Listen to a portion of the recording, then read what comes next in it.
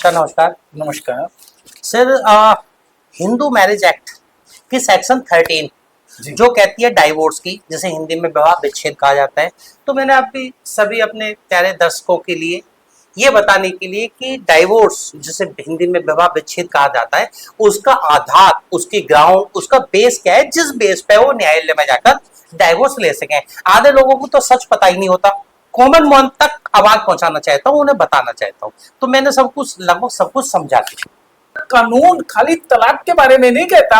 हाँ। सेक्शन 9 हाँ। Restitution of conjugal rights, जिसमें हस्बैंड एंड और वाइफ कोई भी हाँ। न्यायालय का दरवाजा खटखटा सकता है और ये चाह सकता है कि पति और पत्नी दोनों इकट्ठे रहें, और कोर्ट देखती है कि अगर गुंजाइश है तो हाँ। वो अलाउ कर देती है। देखो, कोर्ट भी ये चाहती है कि घर बसे, घर टूटे नहीं, बिल्कुल, घर जुड़े। जी। तो कहते हैं doors of heaven and court are always open. जी। कोर्ट के दरवाजे आप कभी भी खटखटा सकते हैं, लेकिन जहां तक मैं ये चाहूंगा कि घर बस जाए, हाँ। वो जाना अच्छा है। कुछ बातें ऐसी बताना चाहूंगा, अगर आप उस पर थोड़ा सा भी गौर करें तो हो सकता है कोर्ट जाने की नौबत भी ना आए। एक छोटी सी बात बताना चाहूंगा सर। कहते हैं टूटे स्वजन मनाइए, जो रूठे सो बार, रही मन फिर पोइए, टूटे मुक्ताहार।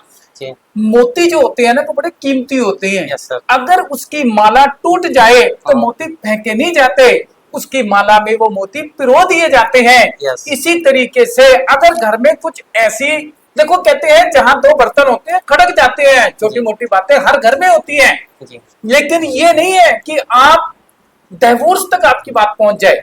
सर डाइवोर्स देखिए, कई ऐसा नहीं होता, शौक में तो कोई नहीं लेता, कोई डाइवोर्स तो कोई शौक की चीज ही नहीं है। लेकिन जब एक्सट्रीमली ये कहानी हो जाती है, एक लिमिट होती है, जब लिमिट पार हो जाती है तो मजबूरी में डाइवोर्स ही ऑप्शन है। ऐसे कारण होते हैं, जैसे आजकल लोगों में पेशेंस नहीं रही, चाहे पति हो या पत्नी हो। मैं एक बात बताऊं आपको, कहते हैं सहनशील सबसे बड़ा सब्र तनन की खान, तीन लोक की संपदा रही शील में आन।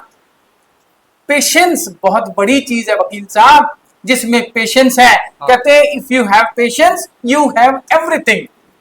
लेकिन सर पेशेंस तो खैर अब धीरे धीरे खत्म ही हो रहा है, लेकिन आप ये देखिए अब पेशेंस नहीं रहा और झगड़े हो गए, तो उसका कोई तो एटलीस्ट कोई तो ऑप्शन। मैं आपको बता रहा हूँ कि वकील साहब देखिए कि एक ने कही दूजे ने मानी, तो कहो सारे ही ब्रह्म ज्ञानी। अगर आपने कुछ ऐसी बात कह दी और मैंने मान ली, तो झगड़ा कहाँ रह गया? नहीं, मेरा ये कहना है कि जब झगड़ा एक एक्सट्रीमली हो जाए, एक लिमिट है, लिमिट जब पार हो जाए तो फिर मजबूरी में डाइवोर्स। वैसे तो कोई नहीं चाहता कि किसी का भी अच्छा परिवार। मैं एक बात और बताना चाहूंगा कि ये जो जबान है ना, ये बहुत बड़ी चीज है। वो तो है। कहते हैं मीठा सब सो बोलिए, सुख उपजत चाहूं, और वशीकरण एक मंत्र है, तजीदे वचन कठोर।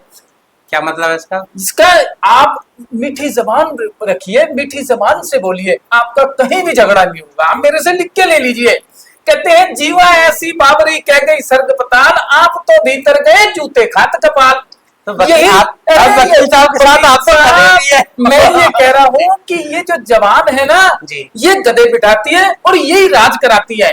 अगर आपकी पत्नी आपसे मीठा बोले और आप भी मीठा बोले, तो मेरे हिसाब से कभी कोर्ट जाने की जरूरत ही नहीं पड़ेगी आपको।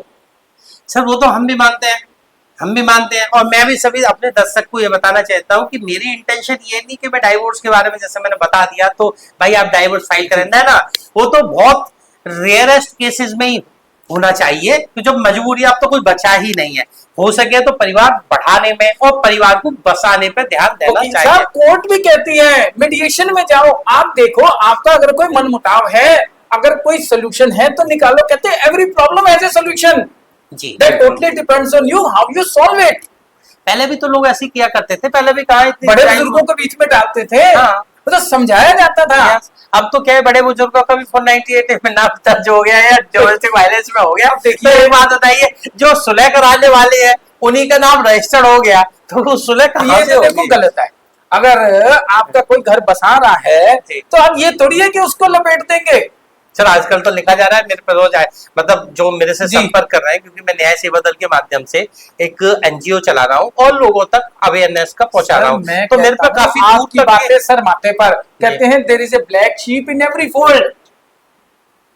तो आप इस वकालत के प्रोफेसर में कहाँ आ गए मैं सर? आपसे बता रहा हूं कि कहीं ना कहीं आपको कहीं ना कहीं फ्लैग शिप जरूर मिल जाएगी। लोग घर बसाने की बात करते हैं, कुछ आपको ऐसे भी लोग मिलेंगे जो कहेंगे कि मतलब ही नहीं घर बस जाए, ना ना घर तो बसाना ही नहीं, घर तो तोड़ना है। नहीं, मेरे हिसाब से घर बसाना ज्यादा अच्छा है। कहते शब्द सवारे बोलिए, शब्द के हाथ न पाओ, एक शब्द शीतल करे, एक शब्द दे घाव। ये जो शब्दों के वाण है ना, ये बड़े तीखे होते हैं वकील साहब।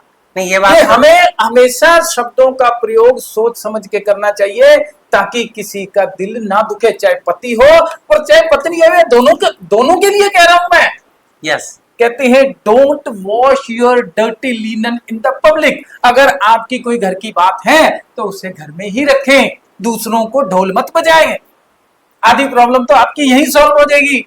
और मैं धन्यवाद करना चाहूंगा न्याय सेवा दल का, जो एक अच्छी मुहिम लेके आगे बढ़ रहे हैं और लोगों को जो है वो बता रहे हैं कि कानून भी एक ऐसा रास्ता है जिससे कि आप इंसाफ पा सकते हैं। और बहुत सारी ऐसी बातें हैं कि आपको हो सकता है कि न्यायालय जाना ही ना पड़े।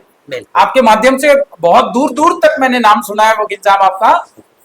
Thank you. देखिए, मेरा ये कहना है कि हम तो एक छोटे से एक समाज से भी बनकर समाज को एक रास्ते में लाना चाहते हैं, समाज में प्यार सद्भाव चाहते हैं। जी जी बिल्कुल। एक बात, दूसरा बात हमारा ये है कि कानून की जानकारी जब तक लोगों तक नहीं मिलेगी, तो जब उन्हें पता ही नहीं होगा कि उनके अधिकार हैं क्या, उनके राइट्स क्या है, तो कैसे लड़ेंगे। आप बहुत अच्छा काम कर रहे हैं, लोगों को जागरूक कर रहे हैं, ज्ञान बांट रहे हैं आप। हम तो जनसेवा कर रहे हैं सर, यही बहुत बहुत बड़ा अच्छा काम है, बहुत नेक काम है सर। जनसेवा में भी मुख्य तौर पर पुरुष सेवा है। देख, पुरुष ही पीड़ित है सर, ये एग्जैक्टली आपने जो कहा है कुछ ऐसा बन गया है जो महिलाओं की फेवर कर रहा है। पुरुष बेचारा, देखो जी मैं क्लियर बात करता हूँ, एक तो बेचारा थका हारा वैसे परेशान होता है, ठीक, ऊपर से बीवी कोई ऐसी मिल जाए तो वो वैसे परेशान हो जाता है, और कानून उसकी वैसे भी सुनवाई नहीं करता। देखिए, अभी सर ने जो कहा, मेरे बड़े भाई हैं, आदरणीय मेरे, अभी मैंने कोई इनसे जेंडर बेस्ड कोई बात नहीं की, अपने आप ही आपसे कह दिया। ज्यादातर केसेस में हमने देखा कि जो मैट्रिमोनियल्स के लॉ हैं उसमें वुमेन्स को बहुत पावर्स है, मेंस को कुछ नहीं है। मेंस तो उसमें डिफेंस मोड में ही रहता है, वो यही कहता रहता है न्यायालय में जाके, जी मैंने ये अपराध नहीं किया, मैंने कोई दहेज नहीं मांगा, मैंने कोई क्रूअल्टी नहीं की। यदि उसके आगे इसमें कोई भी क्रूअल्टी होती है, उसके आगे इसमें किसी तरह का भी हाथापाई तो मैं मतलब मेंटल, फिजिकल, वर्बल, इमोशनल, तो बेचारा कोर्ट में बता भी नहीं पाता, वो बेचारा प्रयास ही करता रह जाता है कि किसी तरह से सुलह हो जाए। कानूनी कुछ ऐसा है, कानूनी हमारे भी हाथ बंधे हुए हैं। तो हमारा उद्देश्य है आपको जनहित में बताना, साथ ही साथ आपसे हाथ जोड़ के निवेदन भी करना कि कृपया आप हमें सहयोग दीजिए, हमारा उद्देश्य और बड़े स्तर पर पहुंचे, क्योंकि उद्देश्य हमारा ये है कि हम राष्ट्रीय स्तर पर अपनी आवाज को बुलंद करें। जब हम और आप मिलकर राष्ट्रीय स्तर पर आवाज बुलंद करेंगे तो सरकार भी जागेगी, पुरुषों के अधिकारों की आवाज भी बुलंद होगी। इन बातों के लिए धन्यवाद साहब, अच्छा लगा। Thank you very much sir, धन्यवाद।